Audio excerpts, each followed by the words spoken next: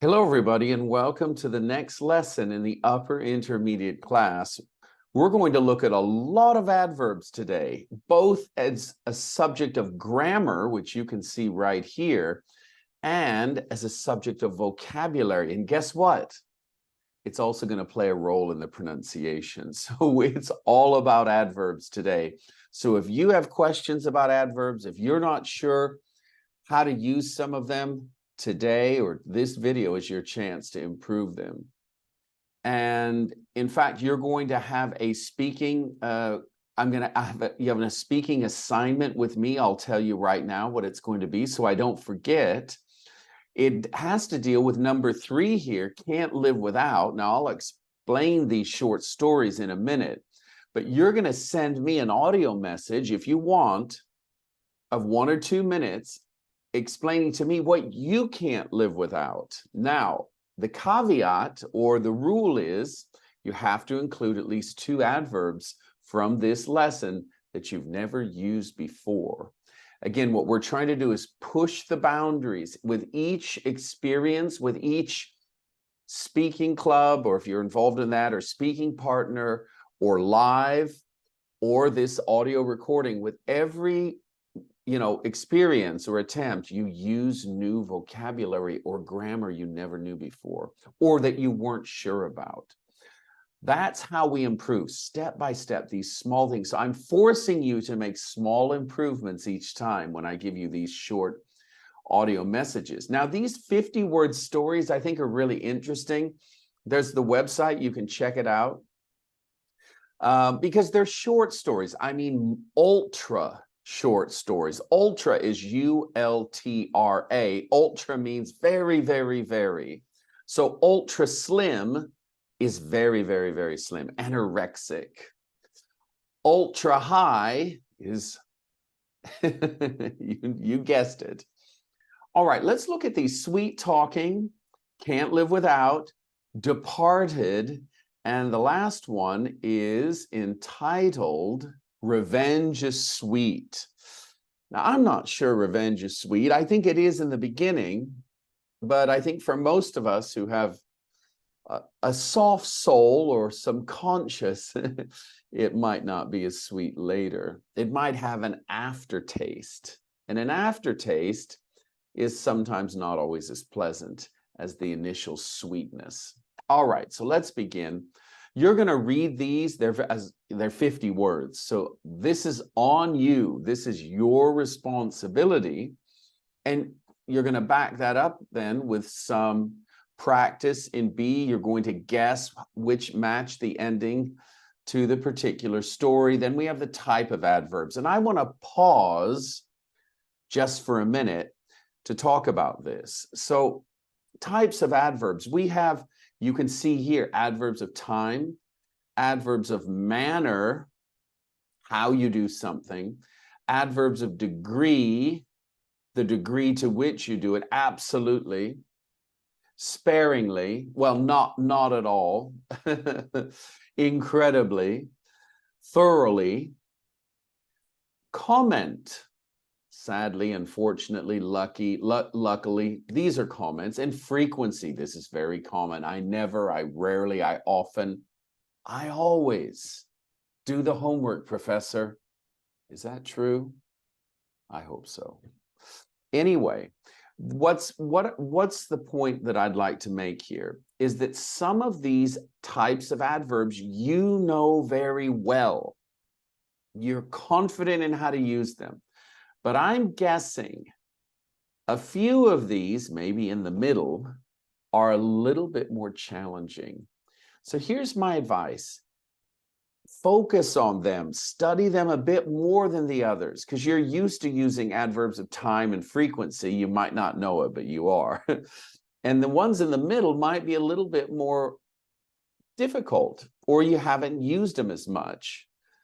Degree you might have, manner as well, but comment, well, let's see. But the point is, if you understand the categories, you begin to understand the language and the grammar, and ultimately you begin to speak more like a native speaker because certain adverbs belong in certain places. And that's, I think, the most challenging part of today's lesson is trying to remember, understand, determine which position the which position the adverb belongs, because it's not always the same. And I feel sorry about that. As I was preparing this, I went like this a few times. I thought, wow, this is not easy. So I think rather than memorizing these, you should do what I've done. Take 2 or 3 that you don't use often, make sure you have them in the right position in the sentence, and practice them in the live with a speaking partner, at the speaking club if you're there, or in the audio message that you send me. You have many opportunities to practice these, so don't stay frustrated. All right, let's continue. And here we have it. With a partner, you can practice these. Let's practice these together, actually. Number 1, so here's the question. Where do we put these words, positions in the sentence? He speaks French and Spanish. Well, it goes at the end in this case. He speaks French and Spanish fluently. He fluently speaks is just not very natural. He speaks fluently French and Spanish. It's possible, but it's just not the best option. He speaks French and Spanish fluently. That's the most natural option. I use public transport hardly ever. Where does that go? That is an adverbial phrase because we have 2 words. This goes before the verb, and that's where most of the adverbs go. Before the verb, some go after the verb, but most go right near the verb. Fluently is an exception. I hardly ever use public transport. You can't say I use hardly ever public transport. That's not a natural construction in English. I hardly ever use. Number 3, I thought I'd lost my phone, but it was in my bag, fortunately. This is a comment, fortunately. Remember up there, a comment. All right, I thought I'd lost my phone, but fortunately, it was in my bag. So these sort of comments can go at the very beginning of the sentence. In this case, the second sentence, it was in my bag is the second sentence. Fortunately, it was in my bag. And when we have these adverbs, if they start a sentence, we normally have a comma afterwards, but not always. The Brits don't like to put many commas. Americans love to put commas. So it's a bit flexible. Number 4, it's important that you arrive on time. Extremely. Pause if you need to think about it. It's extremely important that you arrive on time. Number 4, when I find out, I'll tell you immediately. When I find out, I'll tell you immediately. I think that's right. I'll immediately tell you. That's possible. I'll tell immediately you. No. Immediately I'll tell you. No. So I'll tell you immediately, the best. I'll immediately tell you, second best, but not very common. And let's go to number 5. Oh, that's it. So now you're going to go, I'm going to help you with this grammar bank because this is my job. So I'm going to play the audio file. I'm going to be that audio file. You have a lot of audio files. 314 is me now. So let's read them. He walks very slowly. Now, let me give you some advice on how to start to develop language intuition. You develop language intuition, like, oh, that sounds right. That doesn't sound right, by repeating sentences after me and out loud, and after movies or these audio recordings. But you start then to vocalize it yourself and your ear begins to sort of take stock. So he walks very slowly. Repeat. I speak 5 languages fluently. The driver was seriously injured in the accident. Now, if we look at the adverbs of manner, we say that they usually go after the verb or verb phrase, except with passives and a few others. So they generally go after the verb. So this is the adverb of manner. Seriously, slowly, fluently, at the end or after the verb. Let's go to number 2, and you can see the rules that coincide with number 2 right here. So I'm going to read those after we read number 2. Here we go. I hardly ever have time for breakfast. That's not true. I always have time for breakfast. Liam's always late for work. That's not true. Well, Liam, it's true for Liam. It's not true for me. Is it true for you? I hope not. I hope you're always on time. I would never have thought you were 40. Well, sadly, I'm not.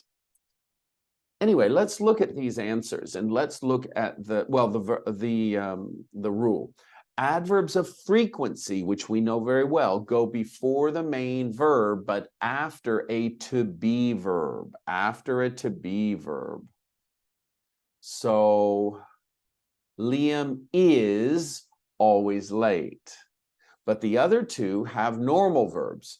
Have, so I hardly ever have, and I would never have. So if it's a to-be verb, after. Everything else, before. This is adverbs of frequency. Now we go to adverbs of time. It rained all day yesterday. My parents will be there in half an hour. Let's read these adverbs of time. At the end of the sentence or clause.